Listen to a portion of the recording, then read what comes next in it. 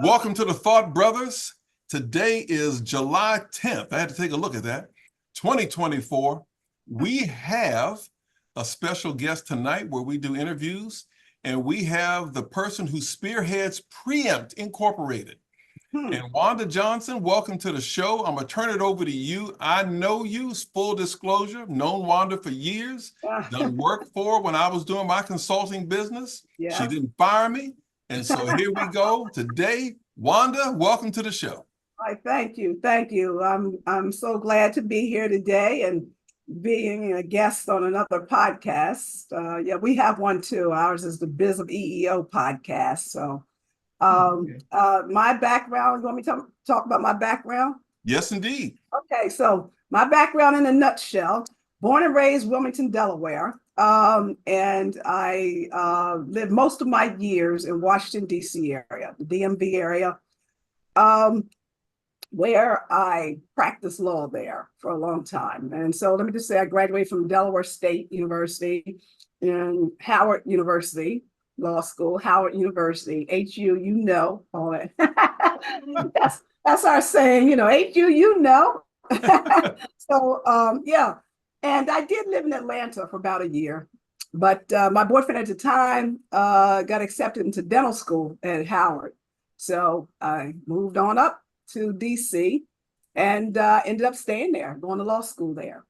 So I practiced law, worked with the Labor Department, U.S. Department of Labor. But prior to that, I did a clerkship with Judge Michael Rankin at DC Superior Court. So hung out there for about a year, went to work with the government.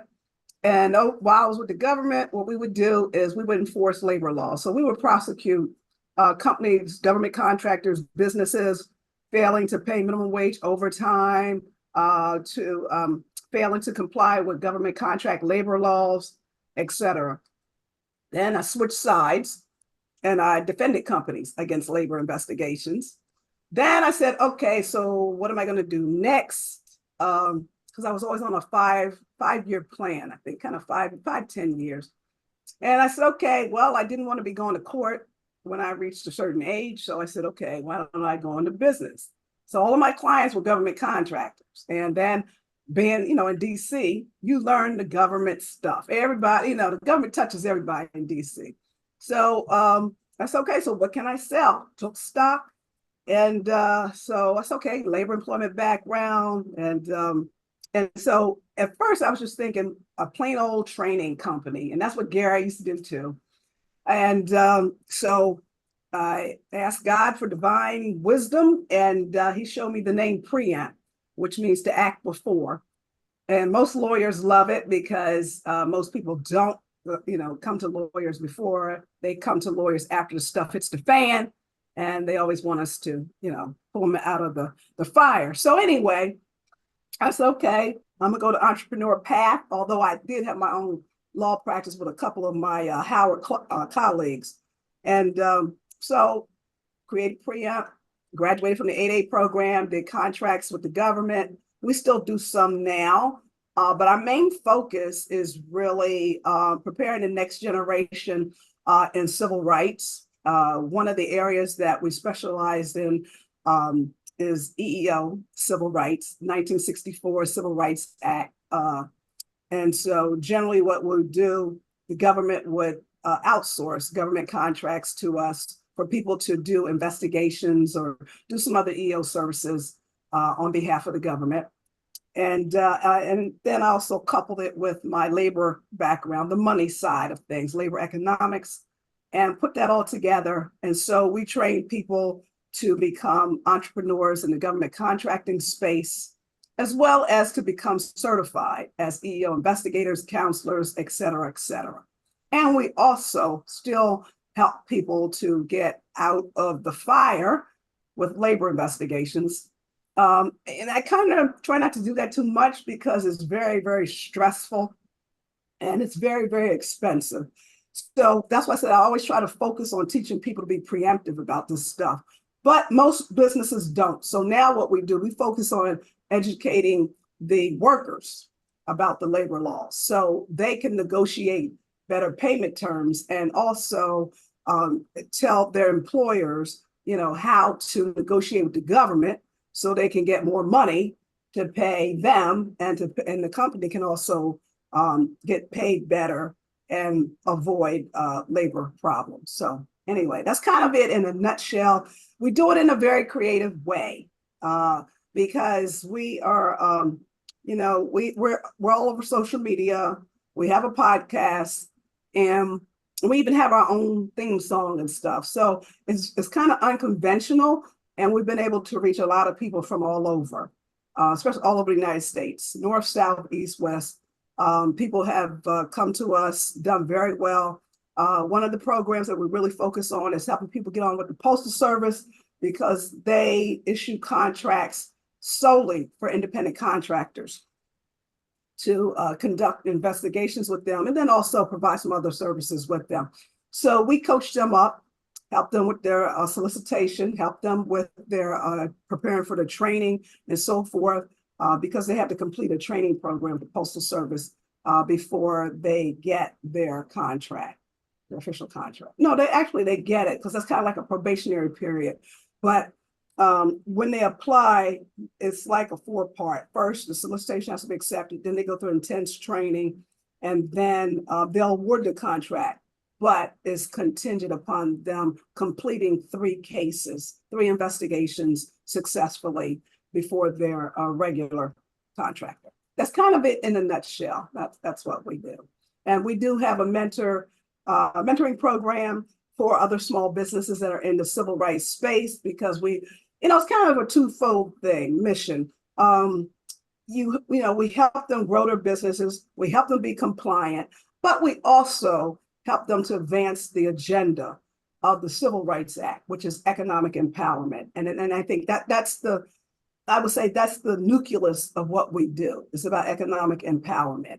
And so you cannot be economically empowered if your company is being investigated by the Department of Labor, and they're snatching your money because you're not paying your people right, or you're violating some other labor laws. So that's why we focus on that, because that's important to be able to retain wealth. You have to make sure you're compliant. Okay, so I hope I good. didn't bore everybody. I was going to say, hold up, pump your brakes. We got our lead dog, Carlos, coming out the gate. Okay. And so let's see here. Go ahead, Carlos. Well, Ms. Johnson, welcome to the show. We really appreciate having you on. Thanks. And I won't mention my specific employer who I work for during the day for legal reasons, okay? But I will say for over 30 years, I've held a management position, whether it be store manager, branch manager, operations manager. So I've been in management for over 30 years. Mm-hmm. And a lot of the things you've spoken about, I've seen reports and heard different things, and and now I even have a different perspective, because during the last 4 years, I started a nonprofit 501c3. Went back to my old high school, and we're trying to help. It's called the Fairmont Heights Football Alumni Association. We're trying to help student athletes, achieve success on and off the field, because there is life after sports and after high school as well. Okay, so I'm seeing it from the position, everything that you're doing. I'm relating it to my experiences as a manager in the workplace in corporate America. And I'm also looking at it from a nonprofit situation as well, where, our employees are volunteers. So my big understanding of what you do is very important. And I'm glad you're so successful at what you do, considering that, you were hoping that, as we're in the year 2024, that the need for consulting for EE, equal employment opportunity, labor laws, all those things would have gotten much better. But obviously, I don't know how much of a difference there is between now, 10 years ago, 20 years ago. How much progress are we seeing as time passes based on your outstanding work? And then also, how much has your job responsibilities changed since COVID? Because now we're talking about COVID being at the height 4 years ago. There's an entire young generation that might have been either in high school or in college 4 years ago. And now they're in the workplace, and they think that they don't have to show up anymore at work. They can just work from a laptop at home, because that's the way it should be. Like, I should not physically have to be anywhere anymore. And then now I know that the companies are trying to adjust to that. There are situations where they're trying to say, hey, how can we get our employees to come back to work? How can we get them to physically come in and do a job? I mean, all these things play an important part. And then it transitions over to the equal employment opportunity.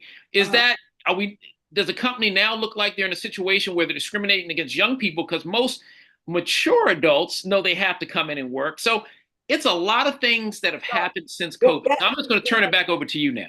Yeah, that's human capital. That's the human capital that people have to deal with. You're right, because this generation, Gen Zs, I don't think it's so much the millenniums too much. I think it's Gen Zs. They're very independent. And so we do very well with them because they're entrepreneurs. They want to be entrepreneurs. So we show them how to do that. They love that.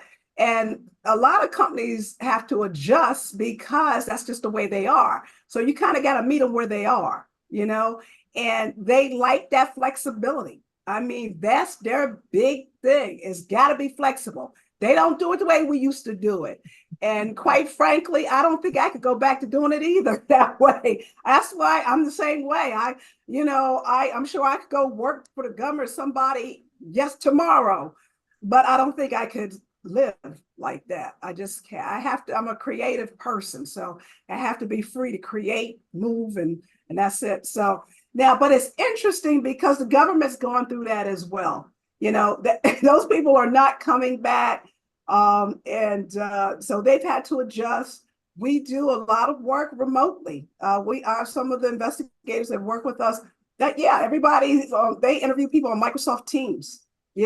Everything is virtual a lot of times. And so, that's kind of the new workforce. And I will say this, we truly were blessed because the EEO kind of business, especially on the contractor side, it has always been off-site. Most of it's off-site. Years ago, I had people that were located on-site, and that was before COVID. But after COVID, you can't get people to go on site. They don't want to go. No. So I know your organization struggles with that. But that's the nature of the beast now. It's like what they said, once the horse is out of the barn, you can't get him back in now. And you don't just see it in the workplaces, but you see it in churches too, because churches are struggling as well. Trying to get the congregation back in, and they're like, man, we've tasted freedom and we're not going back. And so, everybody's kind of doing that dance. Some churches have been thriving because they've been able to really capitalize on the remote access. Some have not. And so, some have grown more, worldwide, through the internet. And some have not. So, like I said, everybody has that. So everybody feels your pain. I hope I answered your question. Yes, you did. One more question before I turn it over to my counterparts here. I wanted to ask you, obviously, with employment being what it is in this country, there's always been, at least during my generation, that once you get to a certain age, employment becomes a lot harder to obtain. So in other words, a company that wants to hire a CEO between the age of 35 and 40 who can be there 30 years, well, you can't do that if you're hiring a CEO who's 55. Companies that want to hire, a new sales manager for their car dealership and want them to be 30 years old. Well, they have some experience, but they want to hire employees that they can grow with their business, build their business around, and have them there for 20 or 30 years. Obviously, in the last 20 years or so, most people don't stay 20 years at a company. If they stay 20 months, right, 24 months at a company. Oh my gosh, they don't. I feel. Yeah, what are you going to do? So my question is this: from an equal employment opportunity standpoint, jobs that traditionally did not hire older Americans to work, are they now doing so because the younger ones just simply don't want to leave the comfort of their own home? They do. And I guess that's kind of been part of the good thing about it. I don't think you have as many age discrimination complaints because That's what they know. They know, okay, if we hire a baby boomer, chances are they know what they're going to do. They know they're going to report. If they're not going to be able to report, they're going to call in, they're going to do something because that's the way we were raised. So yeah, you're right. Yeah, you see that. So with the other ones, woo, no loyalty. You're right. No loyalty at all. Not at all. So yeah, you do have to adjust. And I do feel for employers because it is a different kind of business, world that's out here. And certainly, for our company, I mean, I'm the only employee now. We do have legitimate independent contractors, independent businesses, but we've been focusing more on the technology, putting everything online and working everything that way, which I like better because I always had to have somebody help manage people because that's not my strength. I can manage the business, but people know, and most lawyers cannot. No, we really suck at that because we don't. Because lawyers believe if I give you A, B, C, we're logical thinkers. So if I give you A, B, and C, that should yield D. But that's not what happens with people. And so Yvonne, you remember Yvonne, Gary? Yeah. Yvonne was my, right hand VP HR, and she taught me about people. She said, Wanda, people are not logical. You're thinking logically. They're human beings. And that is so true. So, yeah. Ms. Johnson, thank you very much. I mean, you answered my questions. I'm going to turn it over to the researcher, Mr. Bill Spivey. Bring it. Talk to us. Ms. Johnson, I don't have a whole lot of questions regarding your business. But one of the things I wanted to ask was, when you're training these people to set up their businesses to become independent, especially the Gen Zs that you talked about, or the baby boomers, are you training them as far as setting up for retirement and that type of thing? Because I wonder how some of these young people, I mean, I know of a young person who's related to me, and probably in the last 3 years, he's had about 4 different jobs. And it's simply because he's very good at his work, and headhunters are always calling him. And at one point in time, he had 2 jobs, and both of them were paying him 6 figures. He had two cars. Wow. His biggest problem was which badge he was going to use when he went to the Pentagon. So, and I mean, he did that for a couple of years, but that's the way that they operate. Are you all counseling them on when they get to be 65, get to be 60? Because when you're changing these jobs like this, you're not building up a retirement. Back in the older days, I mean, I went to work for the FBI. I was there for 20 years. I knew what my retirement was going to be. Right. But they're not like that anymore. They're not like that. I mean, God bless them. They have, it's really hard for them to understand that because they just live for today. They make good money. You're right. I know. I have family members. They make good money, but they don't understand budgets. They don't understand saving. They buy the latest gadgets. Some of them have more advanced iPhone than I have. They don't, but they'll come to you. It's the banker. But we have people that come in. We have a monthly outreach group. So we have consultants that come in and they talk about different things. I haven't brought in a financial planner yet, although I have one that I work with, but that's a good idea. I will bring that person in because, now in your situation, the person was making very good money. Now in our situation, I try to get people to focus on their money, how much they're getting paid, what their worth is. Most people don't know their worth. Most people don't know how to negotiate their money. And so they take it and they just say, okay, I got this check, but they don't break it down in terms of, how much time I'm putting in versus how much time I'm really getting, and then what my expenses really are and so forth. And then how much am I really worth? So that's what we really focus on, the economic side of that. And that way, when they start thinking like that, then we expect that to, be applied across everything else that they do. And so then they're more open to listening to the accountants and, the financial planners now because they're actually making money. Because I'm sure you probably encountered this too. Most of the time, when you're not making any money, you're like, I don't need to speak to the financial planner because what if I got the plan? And so sometimes it's hard for them to see, further downfield.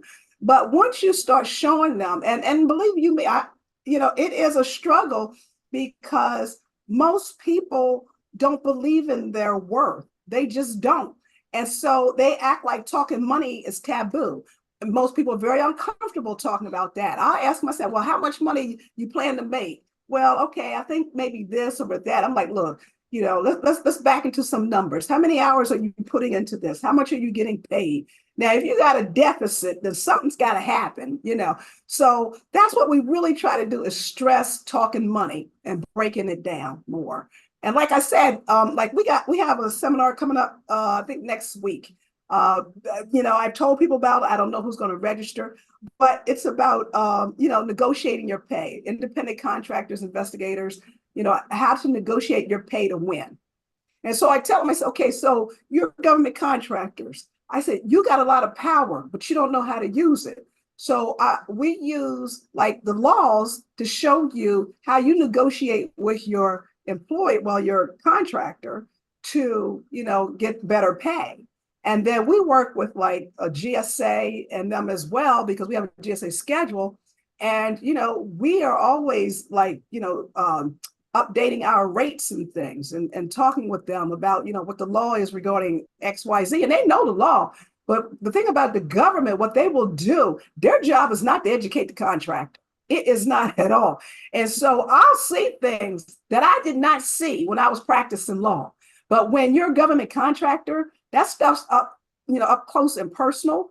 And I'm like, oh, wow, I'm supposed to be doing this. Okay, well, so,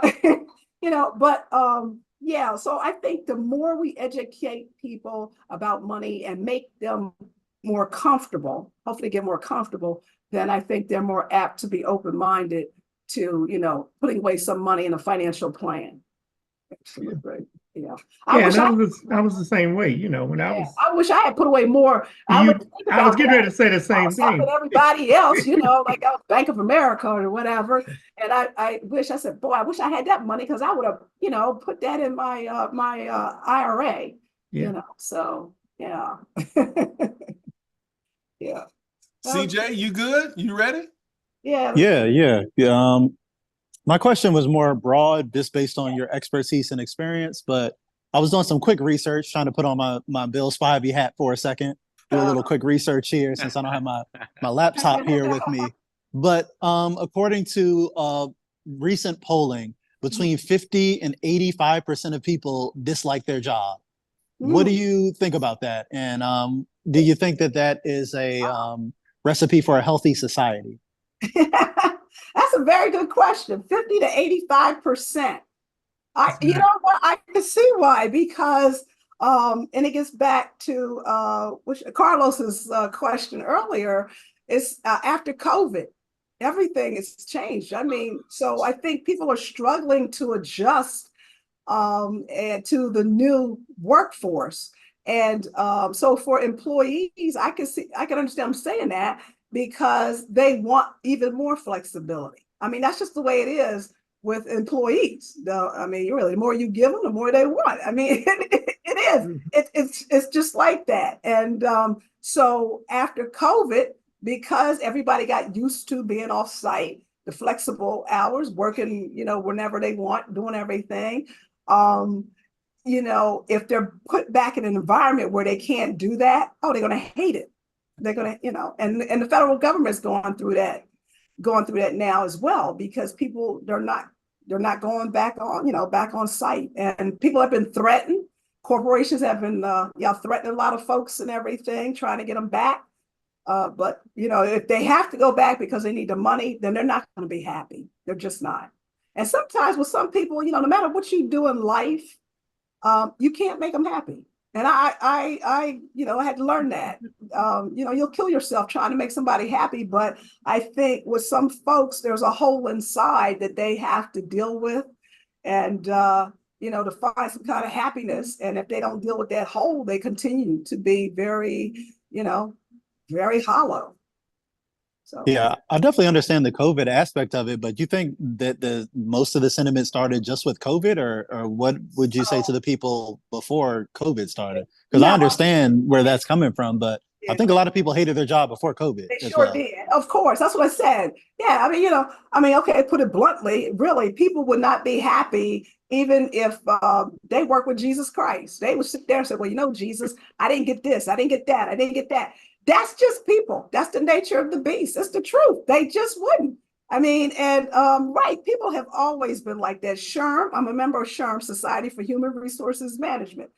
And they do a lot of studies and everything. And they're always, talk about that. And the HR people, that's what they focus on, trying to make the workforce, I wouldn't say happier, but just making them functional, because their objective is always to protect the company. Now they know they got to get, the work out of the people. So they got to come up with something, to make them work there or to keep them there.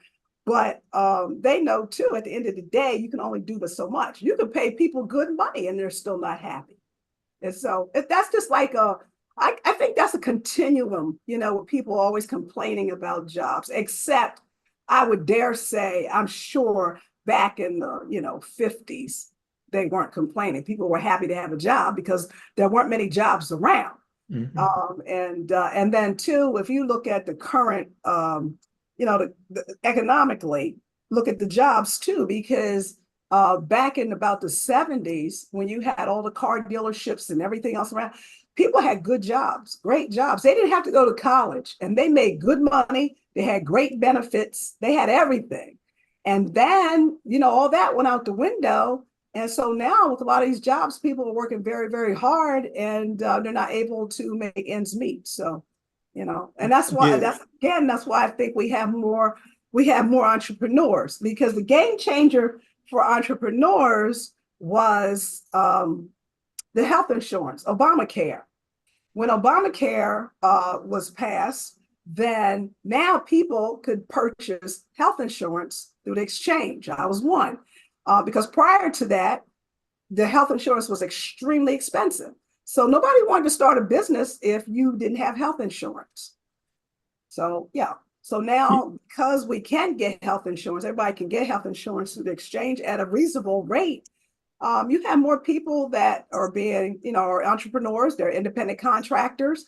They just like that freedom. But like Bill said, they have to look down the road, because a lot of those jobs that they have, you may be making your money up front, but if you get sick or something or disabled, what's going to happen? And there are states, and that's why you have states now, such as I know New York has done it, where they are requiring like the door dashes and stuff like that to provide benefits and some other things for independent contractors. Because they know if something happens to the independent contractors, they don't have any kind of benefits, they're going to be on welfare or, on government assistance and so forth. So they have stepped in. That's what they do. Another thing too, that most people don't know is that in government contracting, we already have it. We have it through what's called the Service Contract Act, which governs employees that provide services to the United States government. Most of those contracts are under what we call the SCA. Under the SCA, it does not matter if you're an independent contractor or an employee. It just specifically states that if you provide services under this contract, then you are required to be paid at certain rates. You're required to get health insurance, health and welfare benefits. That means you can, your employer can provide health insurance, retirement fund, life insurance, and all of that. So they require them to provide this stuff. Also, they get sick leave. They get vacation as well. And that's very robust. So, which a lot of times, like I said, most government contract workers don't know that, but there is a law that really, really protects them. But in order to be protected by the law, you got to know what it is. So, yeah, I know I gave you a lot there, but that's kind of like the world view Well, like I said, I'm glad you touched on a few things because, as you were saying before, that people are just unhappy with their jobs because they're going to be unhappy. I'm glad you went to touch on some of the other factors because I don't think people are just naturally unhappy. Yeah, I think, as you touched on it, it's the lack of wages and spending power that people have, the more corporate control that they have based on what it was back in the 1950s, where the CEO of the corporation wasn't making 3,000 times more what the average employee was, and there was actually you could afford a good job, and right. there was a good trade-off for trading your labor and hours of your life to Exactly. a company that you might not love, but there was a great Right. trade-off. Without that trade-off, I think that's why you're seeing the difference in work culture. It's not that people Yeah, just want to be entrepreneurs and right. want to be grinding. It's because that safe 9 to 5 doesn't cover your bills anymore, That's and you right. have to do DoorDash to pay Mhm, your bills, not because you're just want to be in that grind set lifestyle.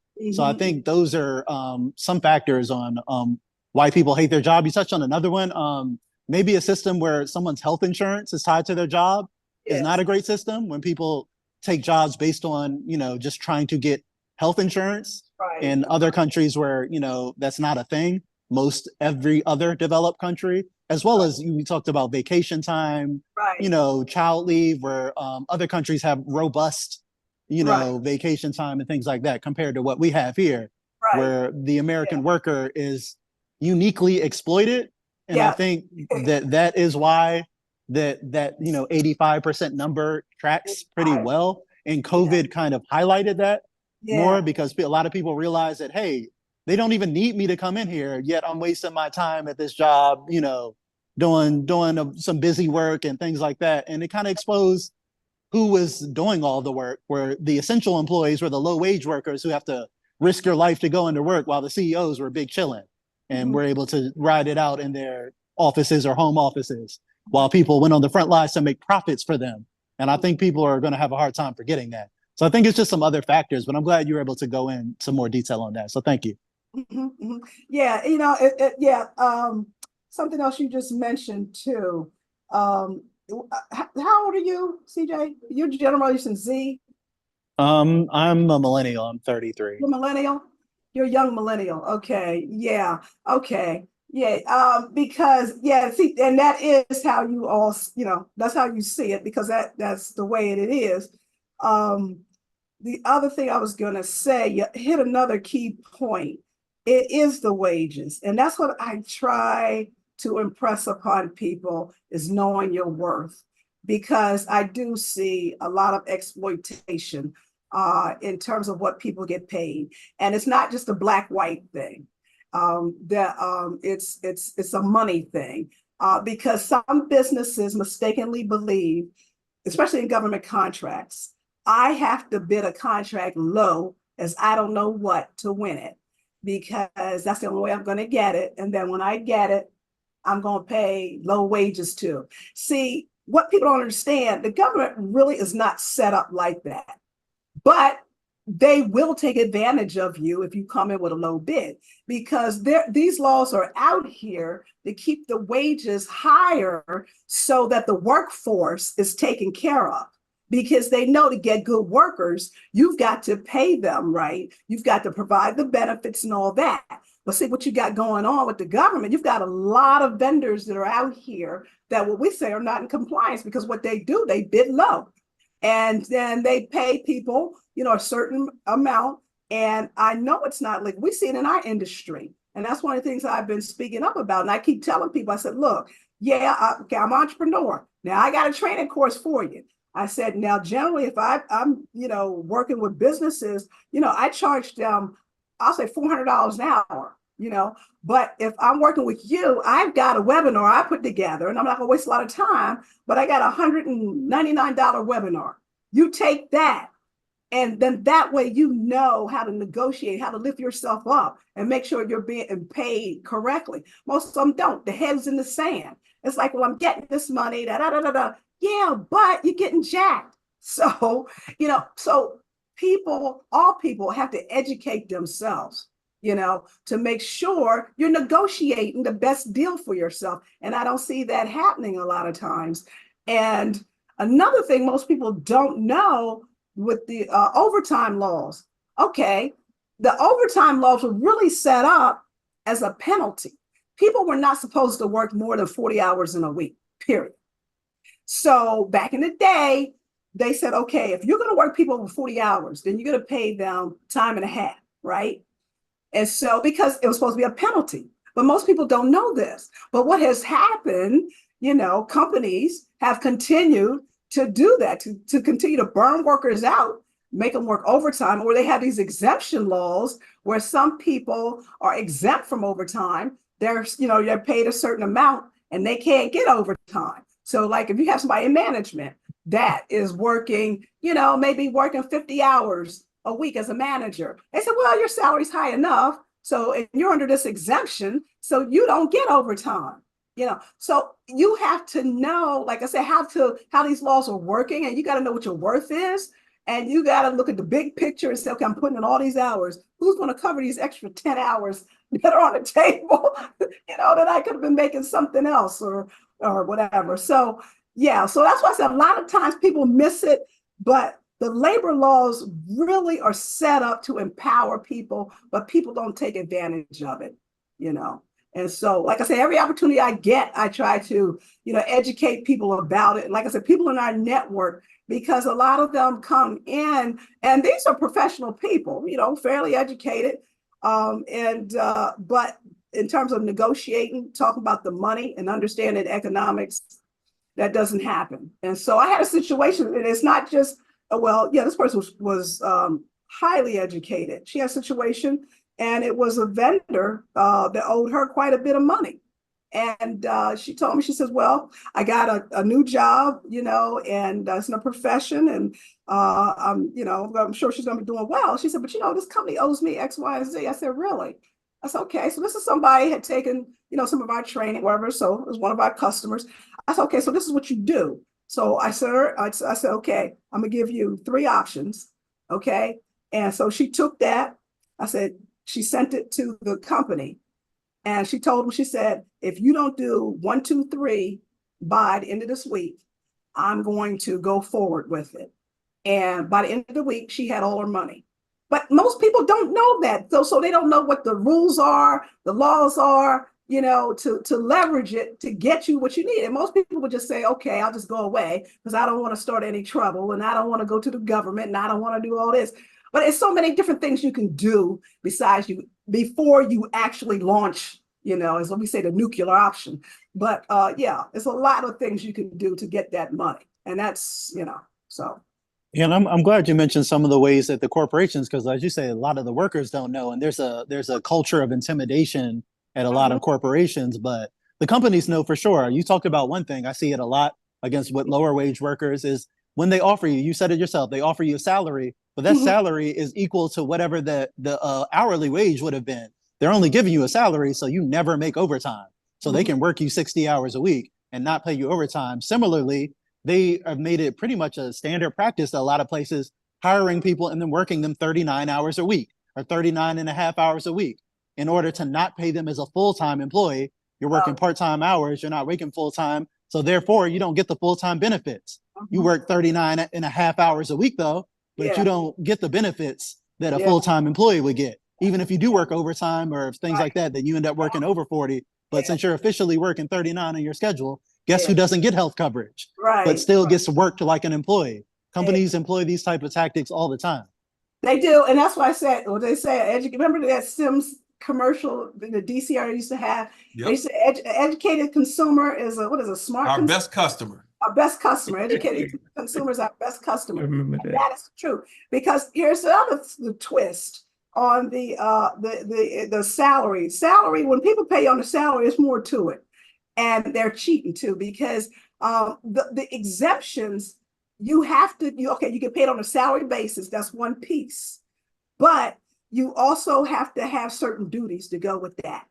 But a lot of cheaters, because that's what they are, will just pay you on a salary and think that's it. Nope, you flunked the test. And so when they do that, if you're working more than 40 hours in a week, then you need to file a complaint with the Department of Labor and get your money back. And then too, there are lawyers that will take on those cases as well, because they're not exempt. They're non-exempt. But that's the way they cheat. And if you don't do your homework and read, and DOL makes it easy. They even have an app you can download to file a complaint and keep your hours. But yeah, that's the biggest game I've seen. They'll say, okay, well, I'm paying your salary basis and this is all you get. But that's not true. The people that are exempt, they're called EAP, generally executive, administrative, professional exemption. For example, in retail, you may have the management people that are exempt, and then they have some retail that are exempt, but they just changed the rule where they increase the amount of wages they're supposed to get in order for you to claim the exemption. In the professional industry, here's one people never know. Okay, nurses, paralegals, they can never be exempt. I don't care what you do. You can try paying them on a salary basis till the cows come home. They are never exempt because the work that they do is always under the direction of a higher level professional. So like a paralegal has to work under a lawyer.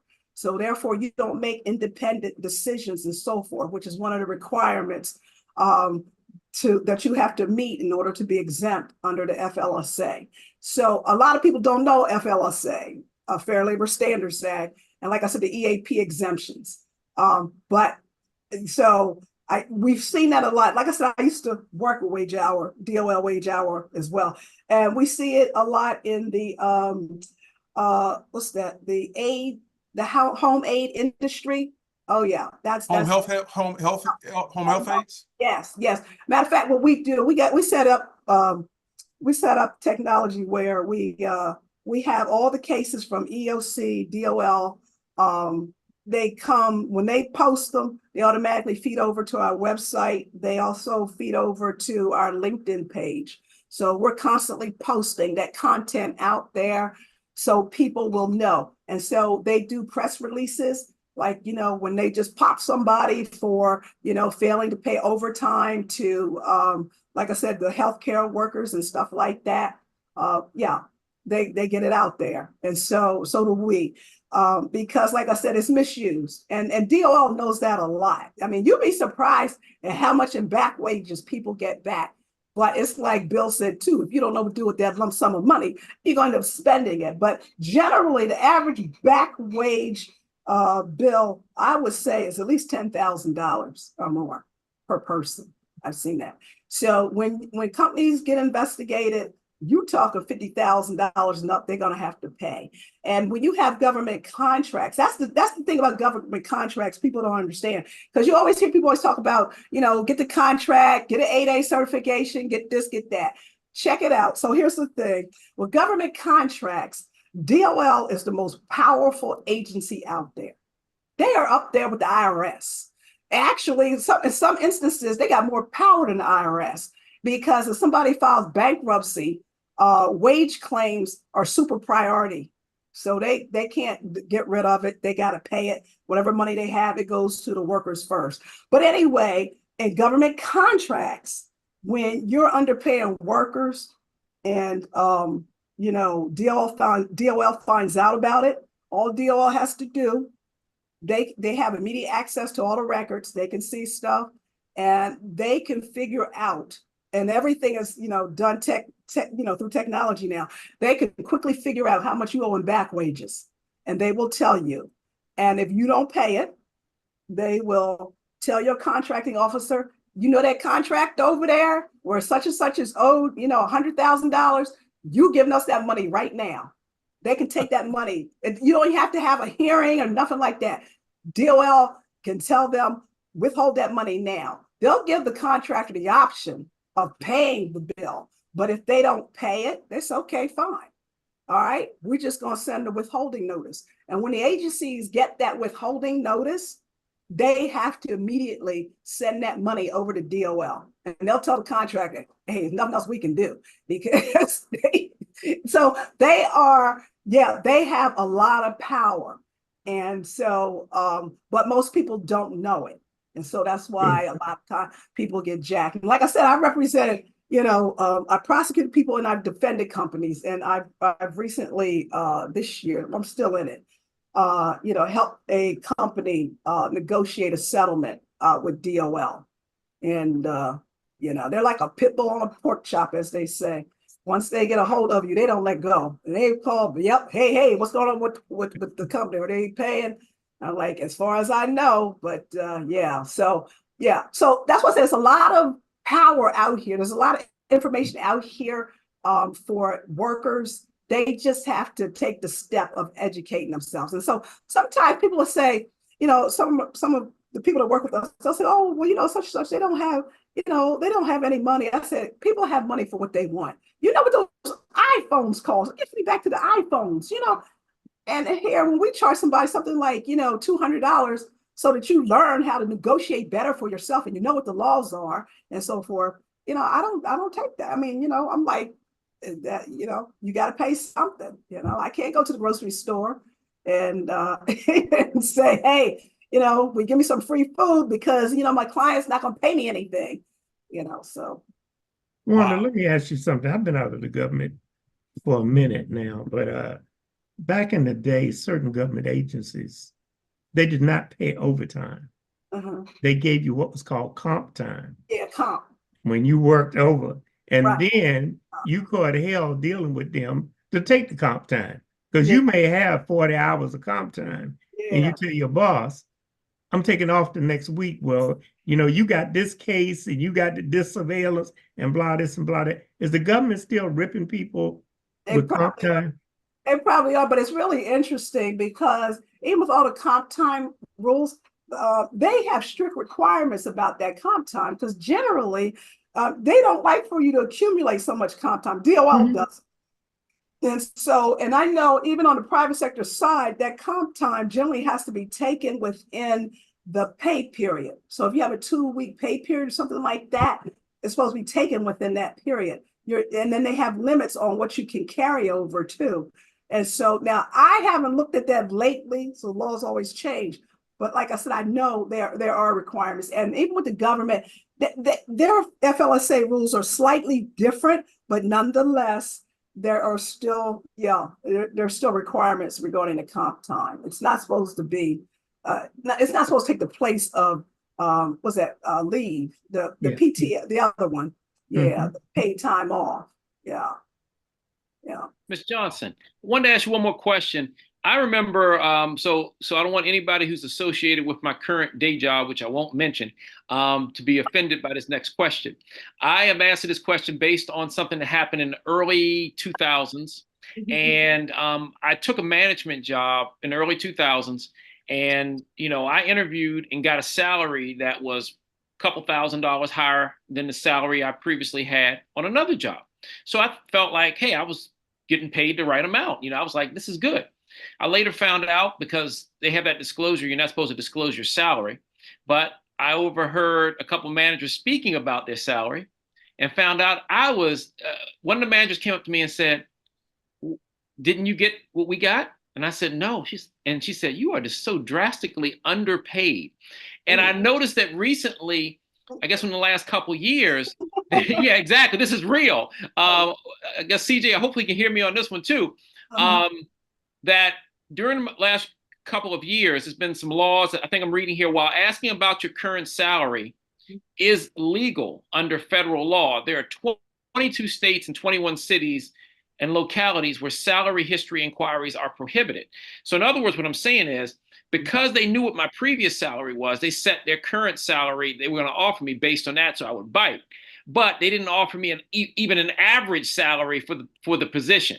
So what are your thoughts on those improvements in the law? And they're not everywhere, but what are your thoughts on situations like that? And now that most companies, I believe the District of Columbia is one of them now, where they can't ask for your previous salary when offering or during your negotiation for a salary for a job you're applying. That's interesting. That's interesting. Well, there's this big push. You know, you always mix politics with law. And, you know, it is an interesting dynamic. So you've got what they call now pay transparency. That's the big thing. Everybody's in the pay transparency. Yes. Because they believe that will help stem the discrimination issue. I think it's partially correct. And it's it never made sense to me anyway why somebody couldn't talk about their own money. I mean, if you want to tell somebody what you make, fine, it's no big deal. But like I said, part politics, because it deals with equal pay, and that is a big issue. So I mean, like I said, hey, I mean, if they want to do that, that's fine. Yeah, because at the end of the day, it's just like what I had said.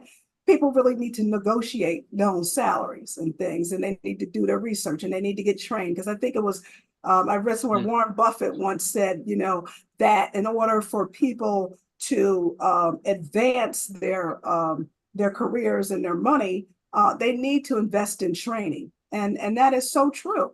But we always say, Gary knows because Gary's been a trainer over the years. People won't invest in training. It's the saddest thing. Like I say, you'll invest in the iPhone, but you won't invest in training. And look at all this information out on the internet. And so, that's why I said politics and, law, they come together and they have this baby. But at the end of the day, does it really make a difference? I don't know. I wouldn't say, I don't, every little thing helps, but really, I think you do yourself more help by educating yourself so you can negotiate. And just like with everything, the negotiations generally is the same. You have your bottom line. You know what your worth is. And in order to be a good negotiator, you got to do your homework. You got to know how much you're worth, because some people will come to the table and they have a big old ego and they think they're worth more than whatever. And so that's fine. But you got to know what your worth is. So that way, okay, this is what I should get. Okay, if I don't get it, okay, I'll leave. I'll go somewhere else. I'll apply for something else, and then maybe they'll follow up with you and offer you, what you're looking for. So, but it's negotiations. That's what I think. That's worth more than more laws, because we've got tons of laws. But it's just like CJ has said too. With some businesses, when people are trying to cheat, they're going to try to find a new way to cheat. So you can have another law, and then here they're going to cheat again. So, it's best to do your homework and know what you're worth and negotiate that. Thank you, Mr. In that situation that Carlos just talked about, if he finds out that he's in that position, does he have any recourse? Oh, where he was underpaid? And going after the employer. If he finds out there's 3 or 4 other people doing the same job, and they may not be of the same ethnicity as he is, does he have any recourse?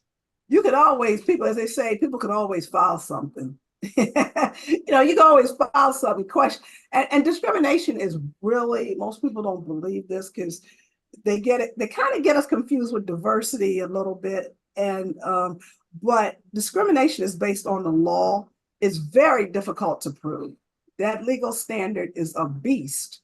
So what a lot of people do nowadays, they will fight their cases in the course of public opinion, which is a very smart strategy, because nobody wants to be deemed a racist.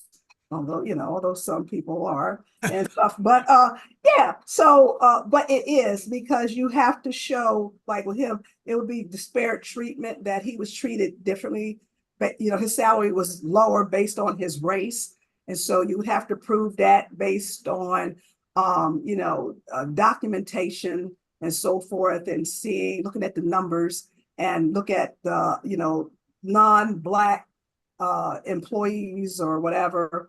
And see what they're paid, look at their duties, and do an analysis and so forth.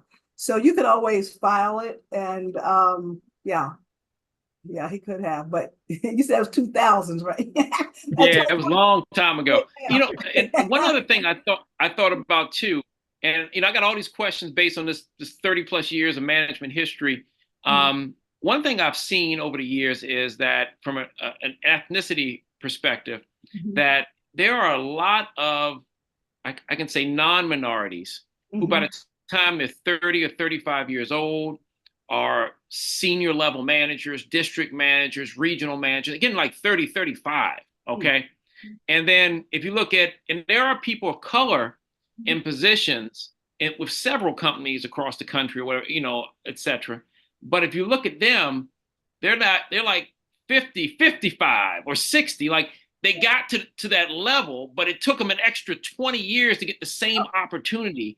In your field, do you see that happen, frequently? Has that been a topic where guy says, hey, look, man, I put in 10 years, I should be at a certain level with this company, but Johnny over here put in 3 years and he's already there.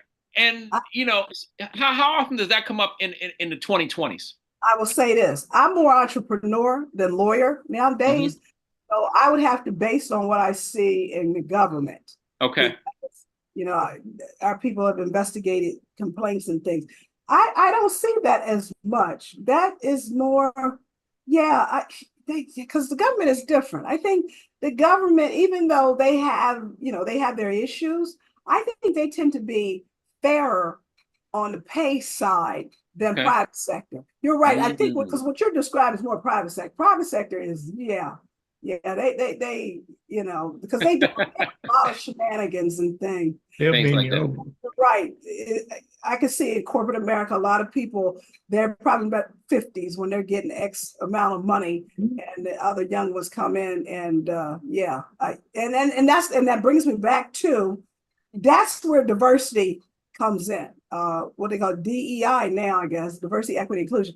That's where that comes in. That's why EEO and DEI work well together, because EEO is the law, and law is hard to prove a lot of times, and it takes a long time to affect change. Whereas DEI is, if you can create, this sense of equity and fairness in the workplace, where everybody has an opportunity to be part of it, inclusive, and you can achieve the objective of uplifting, people of color, then that works well together. So without, and that's why it's kind of sad that DEI is under attack now, because without DEI, you're just left to rely on EEO, which is law. And, the courts and everything, they move slower and stuff, and they're harder cases to prove. So, in corporate America, that I'm sure it does happen a lot. And you probably got more race cases and things. But then too, look at the way their system is set up. They don't have EEO departments like government does. Government has, they've got EEO offices and so forth. They've got a whole administrative process set up for people to file complaints so they can be investigated. In corporate America, what you have? HR, you generally have HR. HR represents the company, really. So then you got to hire your own lawyer, or you go to EOC and ask them to do it, but EOC is so backlogged and so forth. So it's a different animal. It's a different animal. So so corporate America really, really needs DEI. All right. Well, and thank you. Made a lot of strides over the years because of DEI. And it's sad that people play political games with people's lives, and that's sad. That's sad. Wanda, we're getting ready to wrap up, and I want to wrap up and just ask the fellas to, as we close out, to just share one significant thing that they got out of this interview with you, because I can tell you what mine is, and I learned it early on. That's cool. Know your worth. Yes. Because I was a government contractor, I was 8A, and I was doing most of my work in corporate America with Fortune 500 companies. And when I came in as a government contractor, some of my colleagues said, "You must be nuts to think you're going to get that rate with the government." And they were all low bid. And I remember going to a CO, a contracting officer, and she was kind of like, these rates seem pretty high. And I'm like, no, these rates are pretty normal.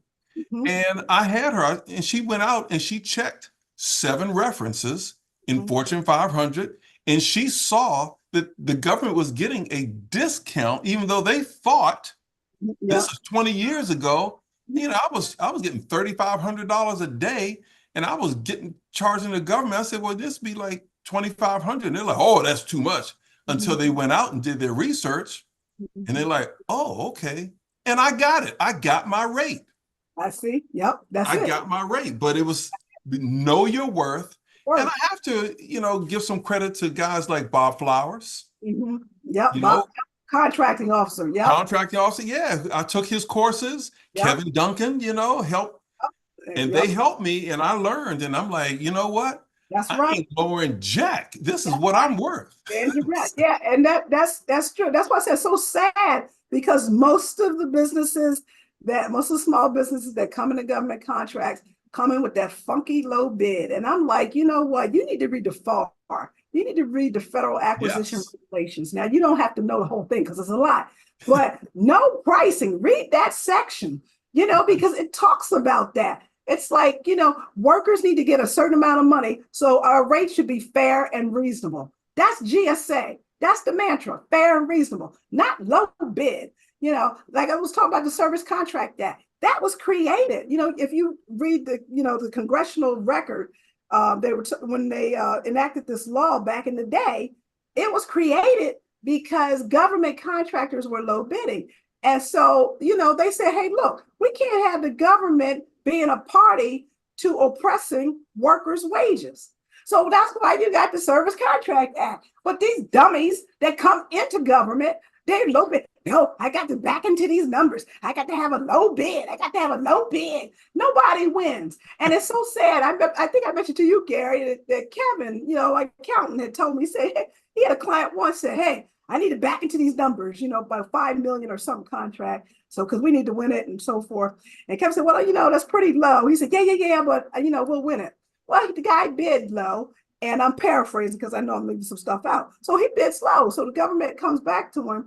So he says, I'm just following up, see, if I won the contract. So government said, well, we decided that we're going to put the contract back out because you gave us such a low bid. We figured we can get it lower. Wow. Oh, boy. Wow. They figured they could get it even lower.